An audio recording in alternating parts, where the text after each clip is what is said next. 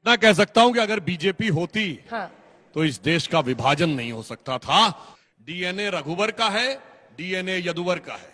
यानी हिंदू धर्म को गाली देने वाले, वायरस और कोरोना कहने वाले लोग चुनाव जीतते हैं। मैं सिर्फ इतना कहना चाहता हूं कि चाहे वो ज्ञान व्यापी हो, चाहे वो भोजशाला हो, चाहे वो संबल हो, ये सब हिंदू मंदिर के परिसर है।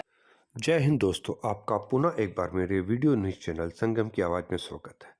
संभल की घटना को लेने के पश्चात जिस प्रकार डीएनए का विवाद उत्पन्न हुआ है, आज सुधांशु त्रिवेदी जी ने आज तक के चैनल में कितनी स्पष्ट और अच्छी तरह से कहा कि जो लोग अपने आप को बाबर के वंशज मानते हैं उनका डीएनए जरूर चेक होना चाहिए। उन्होंने इस बात पे भी जोर दिया कि यदि बीजेपी होती तो 1947 में भारत का विभाजन नहीं होता।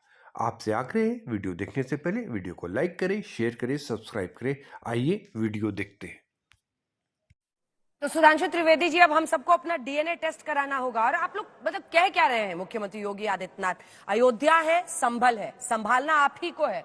और बीजेपी ना होती तो हिंदू मतलब डर में जीते, बीजेपी ना होती तो हिंदुओं का खैर नहीं इस देश में। मैं इतना कह सकता हूं कि अगर बीजेपी होती हाँ। तो इस देश का विभाजन नहीं हो सकता था। अगर उस दौर में नरेंद्र मोदी होते और भारतीय जनता पार्टी होती और इतनी शक्तिशाली होती जितनी आज है, तो मैं दावे से कह सकता हूं कि देश की विभाजन चाहने वाली शक्तियों के हौसले पस्त हो गए होते। अब यहां मैं डीएनए की बात कहता हूं। देखिए, अखिलेश जी को कोई खोजने की जरूरत नहीं है। जो योगी जी ने कहा, इसलिए कहा कि इस देश में ऐसे लोग हैं जिनके वीडियो अवेलेबल हैं, जो कहते हैं हमने 800 साल इस देश पे हुकूमत की। ये वो लोग हैं जो एलानिया कहते हैं औरंगजेब को रहमतुल्लाह सलेह बोलते हैं, जो एलानिया कहते हैं कि वो बाहर के हैं, जबकि है कुछ नहीं। डीएनए टेस्ट करा लिया जाएगा, सबका डीएनए एक है। जानते किसका है? ये अखिलेश जी को भी समझना चाहिए। डीएनए रघुवर का है, डीएनए यदुवर का है। यानी कृष्ण जी का और राम जी का रघुवर और यदुवर का डीएनए है, बाबर का डीएनए नहीं है। मगर अफसोस की बात यह है, कुछ लोगों के जहन पे बाबरी जहनियत इस कदर छा गई है कि वो अभी तक उससे बाहर नहीं आ पाए। और अगर मैं फैक्चुअली बात कहूं तो जो कुछ हुआ था 16 अगस्त 1946 को बंगाल में, उसकी पुनरावृत्ति आज तक बंगाल में हो रही है, जब जिन्ना ने डायरेक्ट एक्शन डे कहा था। और मैं ये देश के लोगों के विचार पे छोड़ता हूं। लोग कहते हैं ना 80% इस देश में हिंदू हैं, उसके बाद भी हिंदू धर्म को गाली देने वाले, वायरस और कोरोना कहने वाले लोग चुनाव जीतते हैं। मैं चुनौती से कहता हूं, एक कॉन्स्टिट्यूएंसी बताइए जहां 80% मुस्लिम हो और मुस्लिम धर्म के बारे में अपशब्द तो छोड़िए, एक लाइन चू या मुंह बोल के भी जीत जाए तो मुझे बता दीजिए। लेकिन एक बात बताइए ना, बांग्लादेश और संभल एक कैसे है? वहां पर तो मोहम्मद यूनुस है बांग्लादेश में, यहाँ पर तो योगी आदित्यनाथ है। काहे हो रहा है? हाँ, मैं बता रहा हूं क्यों हो रहा है। आपको बताया कि बांग्लादेश के जो अमेरिका में एक बड़े प्रसिद्ध विख्यात और कुख्यात पत्रकार हैं मुशर्रफ हसन अंसारी, जो हमेशा भारत के खिलाफ करते रहते हैं बात। उनके साथ किसकी फोटो है सेल्फी में? परम आदरणीय सम्माननीय कांग्रेस के श्री राहुल गांधी जी की। तो कनेक्शन तो है। और दूसरा बताता हूं, चुनाव हुआ 2024 का, चुनाव तो भारत में हो रहा था। कांग्रेस के नेता शशि थरूर ने बांग्लादेश के अखबार डेली स्टार में आर्टिकल लिखा, शीर्षक क्या था? Modi has to go. भाई, चुनाव भारत में हो रहा था, बांग्लादेश के अखबार में क्यों लिख रहे थे? मगर शशि थरूर जी बहुत बुद्धिमान व्यक्ति हैं, हवा में थोड़ी लिखे थे। जाइए चेक करिए 2024 में सबसे बड़ी जीत किस कॉन्स्टिट्यूंसी में हुई है। असम की धुबरी सीट पर कांग्रेस के रकीबुल हसन 10,25,000 से जीते हैं, राहुल गांधी जी 3,62,000 से जीते हैं। और असम में जाइए, धुबरी को मिनी बांग्लादेश कहा जाता है, जहां बांग्लादेशी घुसपैठियों की सबसे ज्यादा संख्या है। धुबरी, बरपेटा, करीमगंज, वहीं सबसे बड़ी जीत। तो समझ जाइए क्यों लिखा था शशि थरूर ने आर्टिकल और क्यों खिंचवाई थी फोटो राहुल गांधी ने। अब समझ में आना चाहिए क्यों बोला है योगी जी ने।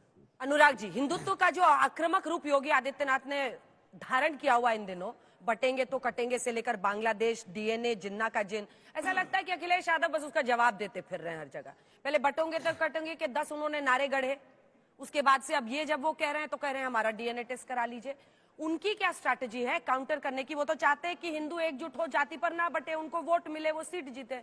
अखिलेश बाबू क्या कर रहे हैं? आप कंपेयर करते हो संभल को बांग्लादेश से।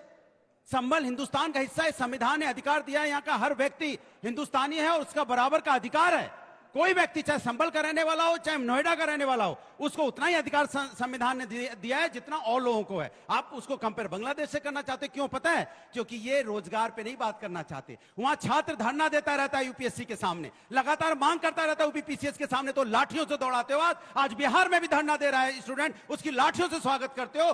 किसान यहाँ धरना दे रहा है कि हमारी एमएसपी की गारंटी मिल जाए। आप चाहते नहीं हो किसान पे बात हो, आप चाहते नहीं युवाओं पे बात हो, आप चाहते नहीं महंगाई बेरोजगारी पे बात हो, इसलिए आप लगातार धर्म के नाम पे राजनीति कर रहे हो। हमारे बीच में नफरत की आग बो रहे हो। सनातन के बारे में आप जानते नहीं हो, सनातन कभी नफरत की बात नहीं करता। सनातन हमेशा वसुधैव कुटुंब की बात करता है। सनातन प्रेम की भाषा की बात करता है। आप प्रेम की भाषा की बात करते ही नहीं हो। आप हमेशा लोगों को डिवाइड करना चाहते हो। किसी तरह सत्ता मिल जाए, किससे सत्ता मिल जाए? धर्म की राजनीति करके सत्ता मिल जाए। कभी डीएनए की बात करेंगे तो एक सवाल आप भी दे दीजिए। मुझे तो लग रहा है आप अपने बारे में कह रहे हैं। बताती हूँ क्यों, बताती हूँ क्यों, बताती हूँ क्यों। शायद आप सुनिए तो सवाल तो सुनिए। सवाल ये है कि आप बहराइच में तो नहीं देते हैं मुआवजा। एक मिनट, बहराइच में अगर एक हिंदू मारा जाता है तब तो आप मुआवजे का ऐलान नहीं करते, लेकिन समाजवादी पार्टी मुआवजे का ऐलान करती है। संभल में मारे अमन गौतम मारा जाता है तो आप पूछिए जरा क्या दिया? मैंने उनसे पूछ लिया। अमन गौतम नाम तक नहीं लिया आपने। जवाब नहीं है आपके पास। आपके पास जवाब नहीं है कि उनसे पूछ रहे थे अमन गौतम जवाब नहीं है मेरे सवाल का। मैं आपके सवाल का जवाब दे रहा हूँ। तब भी हमने कहा था उसको 1 करोड़ रुपया मिलना चाहिए उसके परिवार को। तब भी हमने कहा था पुलिस की नाकामी की वजह से यहाँ पे रामगोपाल मिश्रा जी की मौत हुई है। तब भी कहा था, आज भी कहता हूँ उनकी नाकामी की वजह से। अब बताइए अमन गौतम जी के बारे में पूछे इनसे। एक सबसे विष्णु जैन जी, सब आपके पास आते हुए, संभल में जो हो रहा है सर्वे की वजह से ये पूरा बवंडर वहां पर हुआ है। अखिलेश बाबू के उसी पर सवाल है। वो बार बार ये कह रहे हैं कि ये सब इसलिए हो रहा है क्योंकि आप सौहार्द बिगाड़ना चाहते हैं। आप हिंदुत्व की राजनीति की पिच पर बीजेपी के साथ खड़े और आपको तो सबसे बड़ा विलन बनाया गया है वहां का। 19 नवंबर 2024 से पहले या उसके बाद संभल को लेके हमने क्या कभी कोई पॉलिटिकल बयान दिया या हमारे याचिकाकर्ताओं ने दिया? सिर्फ और सिर्फ कोर्ट में याचिका डाली रिसर्च और फैक्ट के आधार पे। और याचिका क्या है कि प्लेसेस ऑफ वर्शिप एक्ट यहां पे अप्लाई नहीं होता है। जो ancient protection of monument act 1958 है उसके सेक्शन 16 और 18 में ये एएसआई द्वारा संरक्षित स्मारक है। 1920 में एएसआई ने इसको 412 नंबर इसका एंट्री है, एएसआई ने इसको प्रिजर्व रखा था। इसलिए वापस एएसआई को उसका कब्जा दिया जाए। एएसआई यहाँ पे धार्मिक चरित्र निर्धारित करे और जो उस धार्मिक चरित्र के अनुरूप काम करे उसको कब्जा दे। अब ये मामला जब कोर्ट में दाखिल किया गया, ऑनरेबल कोर्ट ने हमें सुना, ऑनरेबल कोर्ट ने पाया कि हाँ इसकी रिसर्च एक्यूरेट है। कोर्ट ने नोटिस जारी किया। तो सर्वे से होगा क्या? आप सर्वे करेंगे जब धार्मिक चरित्र एक जगह का बदल ही नहीं सकता, ये सुप्रीम कोर्ट ने भी कह दिया अयोध्या के बाद, तो आप करेंगे क्या सर्वे? देखिए मैं धार्मिक चरित्र तय करना तो जरूरी है ना। अभी आज सुप्रीम कोर्ट की मेरे पर रिस्ट्रिक्शन है कि वहां पे जो मिला है वो सील कवर में रहना है। नहीं तो मैं आपके सामने बता सकता था कि वहां सर्वे में क्या क्या मिला है, पर मेरे पे एक मर्यादा सुप्रीम कोर्ट ने रखी हुई है, इसलिए मैं नहीं बता पा रहा हूं।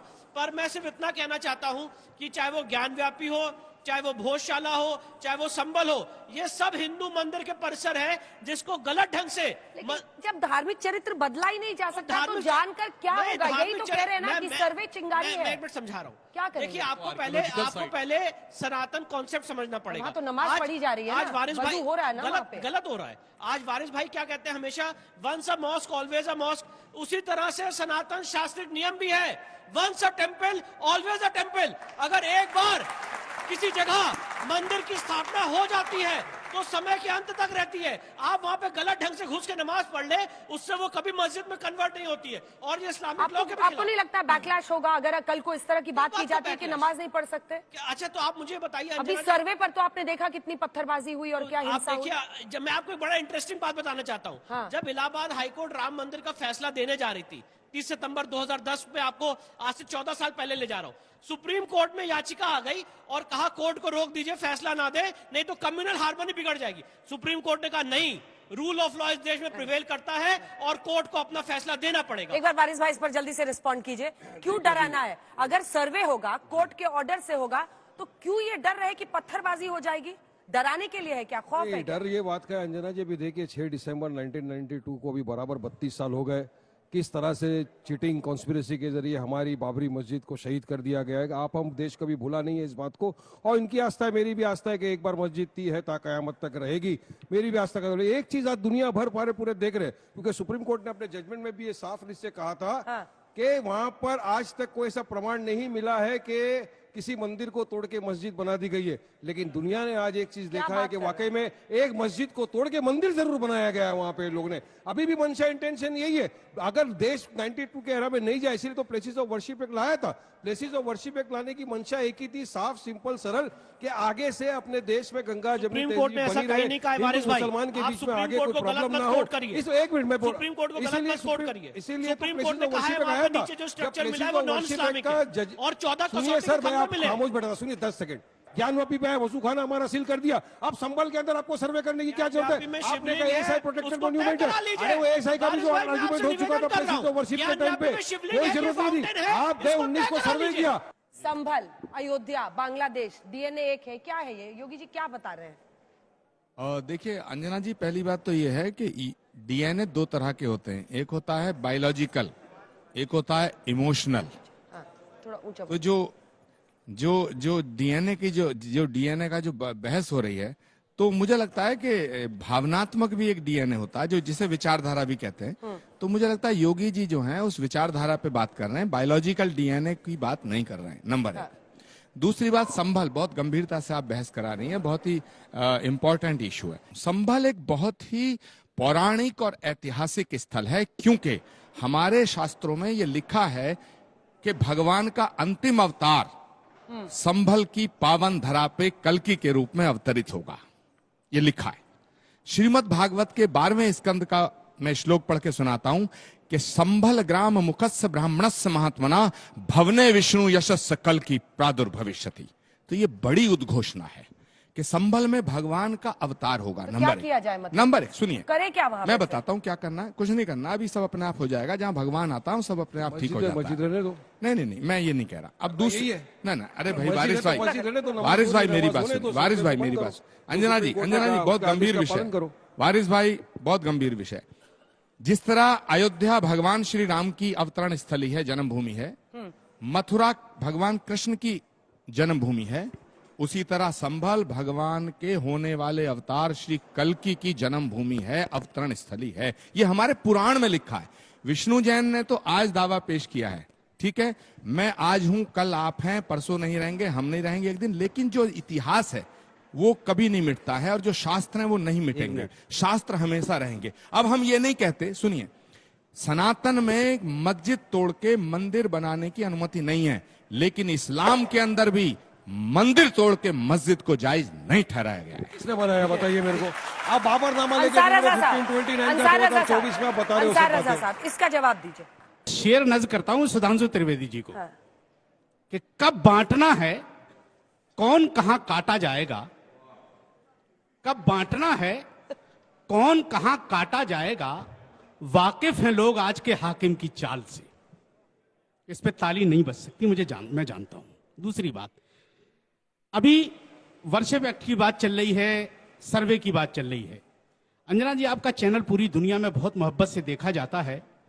मैं देश के प्रधानमंत्री माननीय मोहतरम नरेंद्र मोदी साहब से गुजारिश करूंगा कि जो 1991 का वर्शिप एक्ट है, इसको फौरन खत्म कर दिया जाए, जितनी जल्दी हो सके, और एक नया एक्ट लाया जाए जिसका नाम रखा जाए मुस्लिम धार्मिक स्थल खुदाई आयोग, और उसका चेयरमैन भूतपूर्व चीफ जस्टिस जनाब चंद्रचूड़ साहब को बनाया जाए, और 2 नॉमिनल मेंबर बनाए जाएं, विष्णु शंकर जैन और हरिशंकर जैन को। अच्छा सुझाव सर सुन लीजिए बहुत बोल रहे हैं। हम मानते हैं इसको। वो तो खुश हो रहे हैं। जी, और वो आयोग क्या करेगा कि चूंकि अदालतों का बोझ भी कम करेगा, जहां बहुत तबीयत गहरा चाहे, गए हैं मौलाना साहब। जहां तबीयत चाहेगी ये कुदाल लेके पहुंच गहरा जाएंगे, गए। खोद लेंगे, मंदिर निकाल लेंगे, और क्या, घरों में भी। अच्छा, जहां- जैसे एक ये मिनट, वक्फ वाले मंदिरों को वक्फ की जमीन कह देते हैं, देखिए, वैसा वही वक्फ का जो तरीका? मैटर है वो मैं कोर्ट संविधान के साथ हूं, जो वक्फ के ताल्लुक से हिंदुस्तान का कानून तय करेगा, हम उसके साथ हैं, नंबर 1। दूसरी चीज, आज आधे से ज्यादा दुनिया मानती है कि मुर्दा आदमी किसी की मदद नहीं कर सकता, लेकिन मैं आज तक के चैनल पर गारंटी से कह सकता हूं कि मुर्दा आदमी लोगों की मदद करता है। बाबर आज भी भाजपा की सरकार बनाने में सक्षम है। अच्छा, फायदा होता है योगी जी को? अरे साहब बगैर फायदे के आज मौलाना साहब बहुत गहरा बगैर फायदे के बाबर का नाम लेंगे। दिन भर उसी के नाम जप रहे हैं। आप क्या बात कर रहे हैं? जिक्र किया छोटा बगैर फायदे के बाबर का नाम कोई नहीं लेता। अच्छा रुकिए रुकिए जी अभी मौलाना जी ने यहाँ पे शेर सुनाया हाँ। तो मुझे भी एक कविता सुनाने का जरा इजाजत दीजिए। हाँ, एकदम। और मुझे लगता है लोगों की आत्मा से जुड़ी हुई कविता है। समय तराजू तोल रहा है, इतिहास के पन्ने खोल रहा है, सत्य सनातन की आंखों में काशी मथुरा डोल रहा है। अखंड नियंता सर्वेश्वर कल्कि का स्वागत करने को 5 सदी से मौन ये संबल हरियर हरियर बोल रहा है।